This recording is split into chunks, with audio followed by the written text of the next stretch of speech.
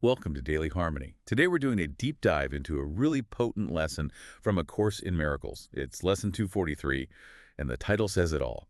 Today I will judge nothing that occurs. Simple words, but wow, there's a lot packed in there. Absolutely. Yeah. And to explore it, we've gathered material directly from the ACIM Workbook, but also looked at reviews, study guides, articles, basically sources focusing specifically on this lesson. Right. So our mission today is really to unpack what these sources say is the core message here, understand why it's considered so significant, and maybe most importantly, look at the practical side. How do they suggest you can actually use this idea of non-judgment to find, well, more peace and maybe see things a bit clearer? Yeah, getting to the heart of what the sources highlight for you, the listener. Exactly, because, judge nothing. It sounds simple, maybe even a bit passive, but these materials call it pivotal. They say it challenges something called the ego's grip. So, okay, let's really dig into this. Let's do it. So the fundamental principle, according to these sources, the main teaching of lesson 243 is pretty straightforward.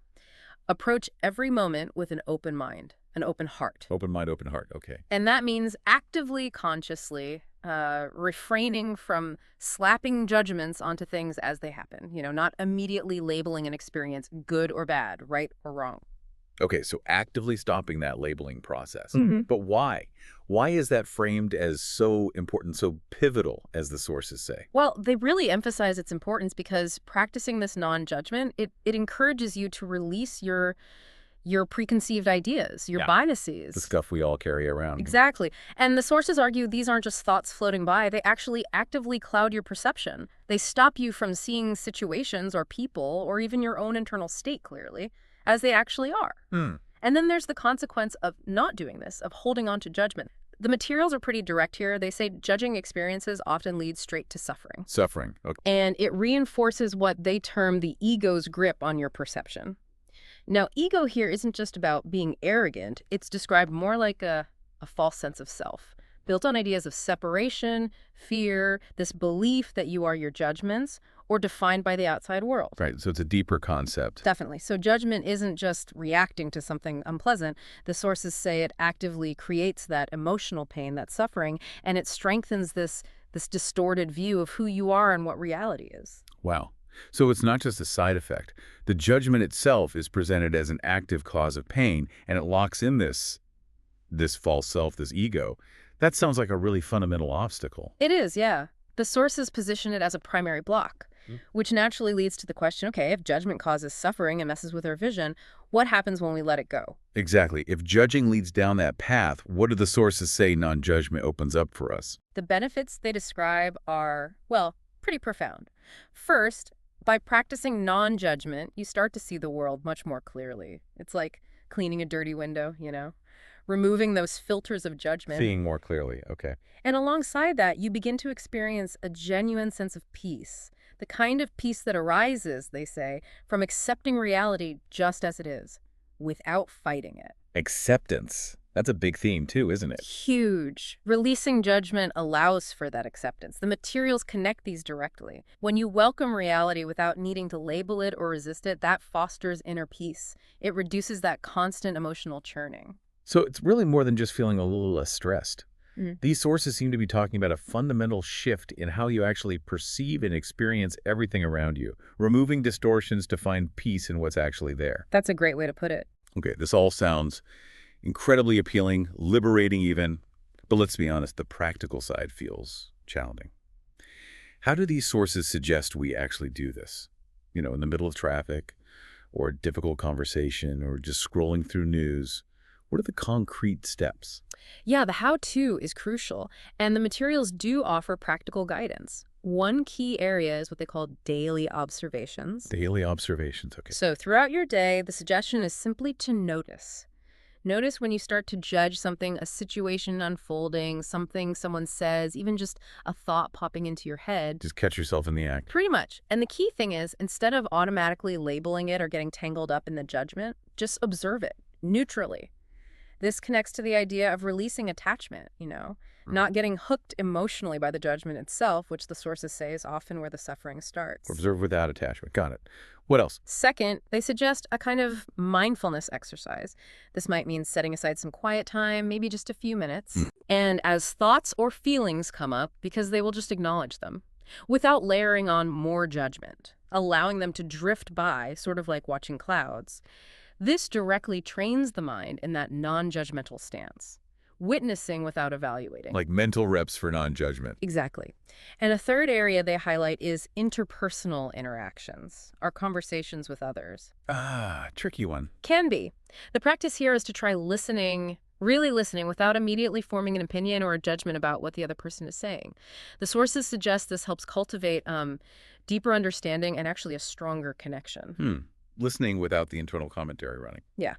Easier said than done sometimes, but that's the practice. Okay, so it boils down to catching ourselves, judging, pausing, observing neutrally, maybe practicing that detached observation in quiet moments, and trying to bring that same openness to how we listen to others.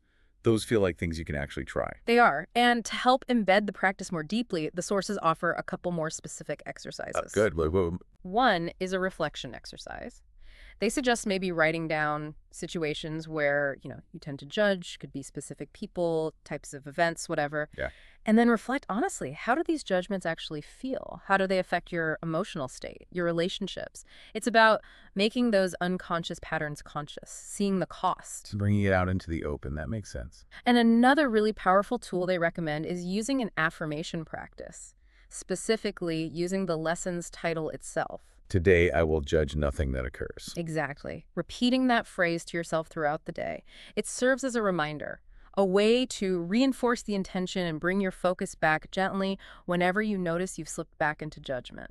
So these exercises aren't just intellectual. They're about shining a light on our own minds, seeing the impact of judgment personally, and using the lesson itself as a tool to shift that. Precisely. It guides you towards the freedom the lesson points to. And looking at the bigger picture now, these sources seem to suggest that fully embracing this isn't just about feeling a bit calmer day to day. They frame it as something much bigger.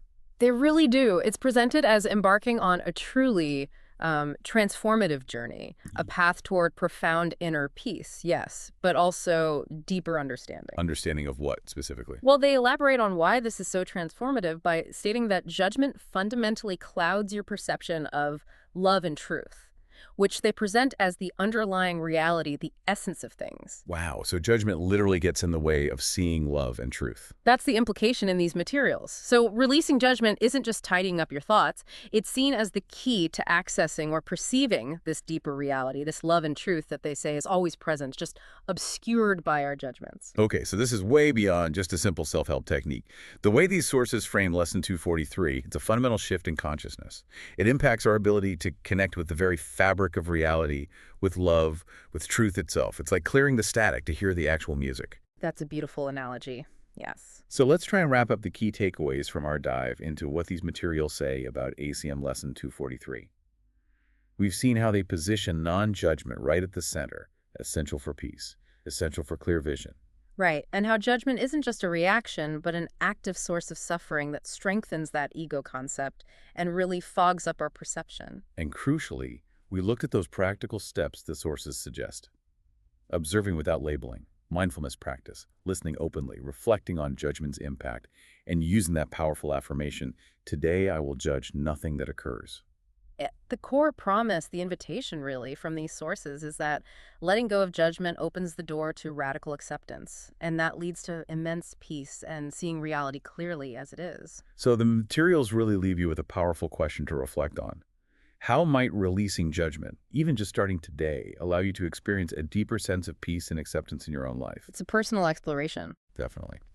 And maybe one final thought to mull over, drawn from what we've discussed. If judgment truly clouds our view of love and truth, as these sources contend, could simply choosing not to judge today be the most direct way to start seeing the love and truth that's already right here, waiting to be recognized? Something profound to consider. Indeed. Thank you for joining us for this deep dive.